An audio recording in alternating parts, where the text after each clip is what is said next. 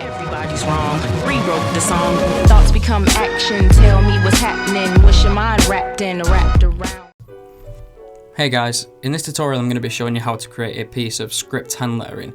So most of the work that you've seen me post up to now has originated from using a brush pen. However, you don't necessarily need to have a brush pen to be able to create this style. Well, there's many different styles of course, but you don't have to have a brush pen. So in this tutorial I'm going to be creating a piece of script hand lettering using a biro and a fine liner. Now of course you can just use any kind of pen, or you can use a pencil if you like. But I'm just going to show you the process that I go through when I create a piece of script hand lettering without the use of a brush pen. So I'm just going to write a short word to keep the length of this tutorial fairly short. So I'm just going to write the word "and" since it's short and it's simple.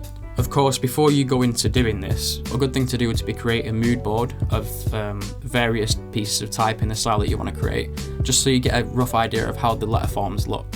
So I'm just going to write the word "and" in a handwriting style, just a very basic style. And as you can see, it's very, very simple, very rough. I'm just going to put an underline and maybe a full stop. So you've got a very, very rough piece of type here, and obviously it's just one thin line. So what you're going to do from here is you're just going to build from it. So like I said before, you can use a pencil for this if you'd rather be able to rub out the lines and go around it, but I'm just going to build off it from here. And with the style I'm going for, like I showed on screen earlier, the bottom part here tends to be quite thick, and then so it starts off thin at the top and then comes down and has a thick bottom like this. So you don't have to 100% follow this original piece of lettering that you've used, but that's just to create a nice little guideline for you to follow the letter forms. So as you can see now, I'm making it wider at the bottom and bringing it back up thin.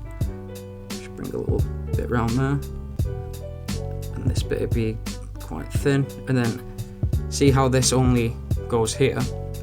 The line that I'm going to make is going to come out quite far down, so I'm going to make everything a line on the bottom here. Make a bit of a thin line. So even though these are all up here quite high, I'm going to bring them down to match this. So bring that up, and what you want to make sure you're doing if you're creating this style is see how the bottom of this loop here starts. You're going to do another faint guideline across, because you want the thick bottom parts here, you want them to all be the same. So that should loop there, come up to the top of the N, and again bring the bottom bit all the way down, back up to there, and that should stop there, back up, thick, and then again at the bottom. So as you can see, it's a very, very fast and simple process, and the results that you get from it are actually a lot better than you'd expect from just a very rough piece of type like this. So just going to finish this off quickly. Just do these. Thick bottom there, and then the top.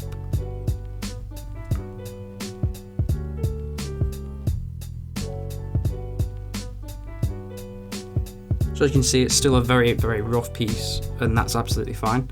It's not supposed to be absolutely neat at this point. I'm just going to do the underline quickly.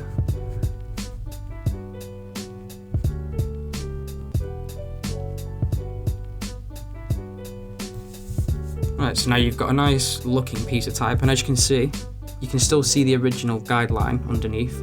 You can see I've not completely followed that perfect all the way around, and that's the point. It's just a really rough outline for you to follow.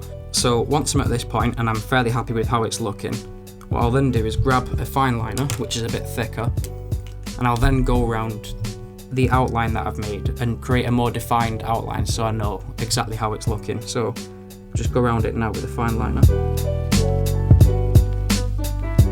So now that you have a more defined outline on it, I'm just going to quickly shade in the middle part just so you can get a better idea of how it's actually looking.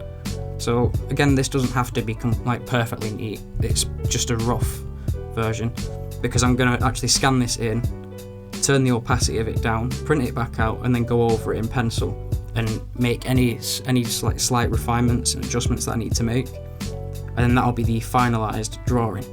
So of course, like I said before, you can just use a pencil for this, so you don't have to scan it in and turn the opacity down.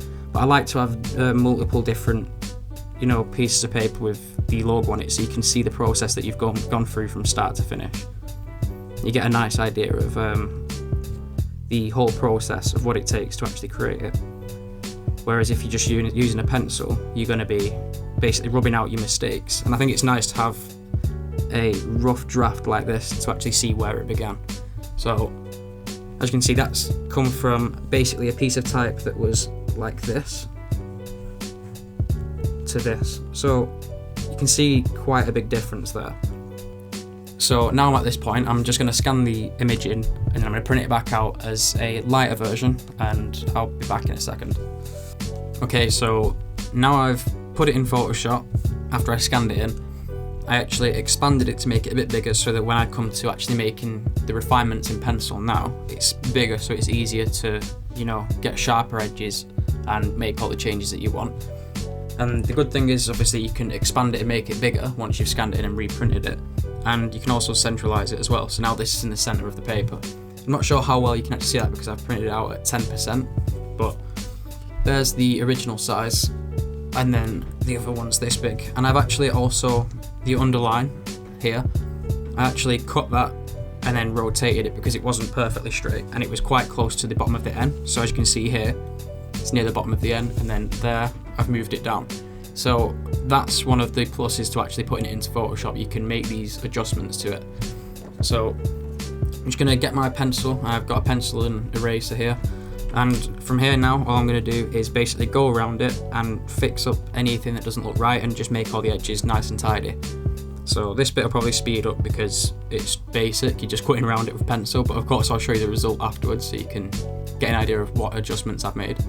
But yeah, like I said at the start, to achieve the style that you want, then of course you do need some knowledge of the actual letter form style itself. So a good idea would be to create a mood board for it. So if you don't know what a mood board is, it's basically just a collection of images or anything relevant to the topic that you're doing or creating. And you can just keep going back to that as a visual reference to give you ideas. It's just a good reference point, and of course it gives you inspiration as well. It's not for directly copying, of course, but definitely use them as references to build your own work. And so that's basically the purpose of it. Okay, so now you have basically the finished piece. I mean, of course you can shade it in and make it a little bit neater if you want, but just for the sake of this tutorial I'm just going to keep it kind of short, and I've just basically scribbled it in quickly. But just to give you an idea of where we've come from, we've basically gone from this very basic piece of handwriting, you could say, to the rough biro scribble sketch sort of thing, and then we've gone to from this size to this size, and we've made adjustments to make it tidier. And then of course from here you can go into Illustrator and vectorize it. Now you can simply vectorize it from this stage, which a lot of the time I do just go straight from this stage. I don't actually go to the sketching, unless of course it's for a client. But if it's just simply for practicing, I'll tend to just go and vectorize it straight from this style, just in the biro. So yeah, that's basically the process that I go through when creating a piece of type, script style type, without a brush pen. And like I said, a lot of people tend to think that you can't do hand lettering if you don't have a brush pen, and it all revolves around using a brush pen, but that's not the case. You can do it with just a pencil if you like. I've used a biro, but you can just simply do it all from pencil. You don't have to scan it in, print it out, you can just keep it as the first initial sketch and just build on that and build on it. Or you can use tracing paper. There's many different ways of doing it. This is just the process that I personally prefer to use. But yeah, I hope this tutorial's helped some of you guys. This is a process that I've only just now really started to take on. I've never really done this much in the past. This is only something that I've done in the past month or so. So I've been enjoying doing this, and I've enjoyed getting away from a brush pen for a little while. But of course I'll go between the two and practice all these different styles. But I just wanted to share this with you guys in case any of you don't have brush pens or you wanted to try something a little bit different, then you can obviously try this. And like I said, there's plenty of different styles. You can create black letter with just a pencil. You just have to understand the actual letter forms themselves. So yeah, I really hope this tutorial has helped some of you guys. And if you have any suggestions or ideas for other tutorials that you'd like me to create, then feel free to put them in the comments down below, and I'll try and get around to doing them as soon as possible. Thanks for watching, guys.